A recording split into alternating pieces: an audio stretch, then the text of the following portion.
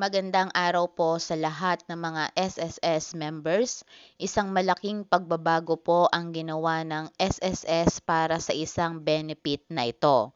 Ayon po sa ulat ng Philippine Social Security System ay nag-implementa ng bagong guidelines para po sa sa pagkuha po ng funeral benefit para sa mga yumaong miyembro nito. Ang pagbabago sa policy na nagsimula noong lamang October taong 2023 ay nagbibigay hustisya sa mga miyembro nito na nagbabayad ng kontribusyon na matagal na at maximum payment. Ito ang pahayag ni SSS Davao Branch Senior Analyst Greta P. Quayle sa kapihan sa Davao event sa SM City, Davao. Sa ilalim ng new guideline ng SS Memorandum Advisory Circular Number 2023-009, tanging kwalipikadong claimants ang eligible sa pagpoproseso ng claim ng benefits. Ang mga employers o mga company tulad ng funeral parlors at mga cemetery ay hindi na papayagan ng magproseso ng claims para sa funeral benefit. Ayon kay Acting SSS Regional Communication Officer Geneva Shuala Viray, mahigpit nilang susundin ang order of priority ng claimants. Ang top priority sa kanilang listahan ay ang survivable legal spouse ng mga deceased members kung sila ay married. Hindi katulad dati na kung sino man ang may resibo ng gasto sa libing ay maaaring mag-file para sa benepisyo. Ngunit ngayon ay nasa atin na ang pagkakasunod-sunod ng prioridad.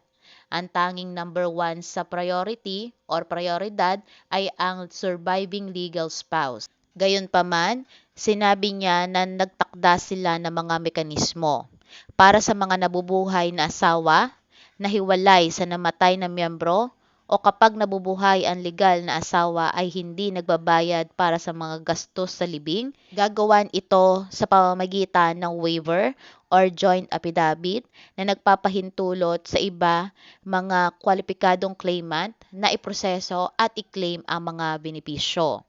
Paliwanag niya kung sakaling nabubuhay pa ay hindi nagbabayad ng gastusin sa libing.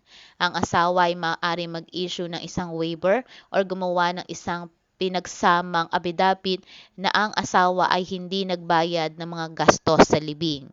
Ang hiwalay na nabubuhay na asawa ay maaari mag-issue ng waiver upang ang kanilang anak, ang kapatid ng namatay o sino mang itinalaga mag-claim ng benepisyo, paliwanag ni Officer Viray. Ang iba pang mga kwalipikadong claimant sa pagkakasunod-sunod ng prioridad ay kinabibilangan ng mga bata, kapatid o sino mang tao na may resibo ng mga naging gasto sa libing. Ang halaga ng benepisyo sa libing na maaaring matanggap ng mga kwalipikadong claimant ay binago din sa ilalim ng bagong panuntunan. Nag-iiba na ito ngayon at halos nakatipende sa bilang ng mga kontribusyon na ginagawa ng namatay na miyembro. Sa ilalim ng bagong guidelines, ang mga nag-ambag ng 1 buwan hanggang 35 months ay makakakuha ng fixed amount na 12,000 pesos. Ang mga may 36 months pataas ay makakatanggap ng variable na halaga na 20,000 at ang maximum po na ngayon ay 60,000. Depende sa aktual na bilang ng mga kontribusyon, ang pagproseso at pag-claim ng funeral benefit ay kasunod na ngayon ng prescriptive period na 10 years mula sa pagkamatay ng namatay na miyembro.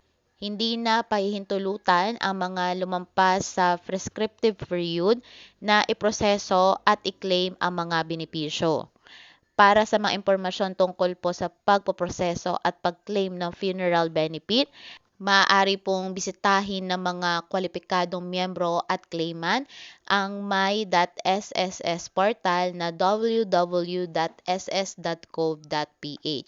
Hindi man magandang pakinggan pero napakalaking tulong po nito sa mga namatayan.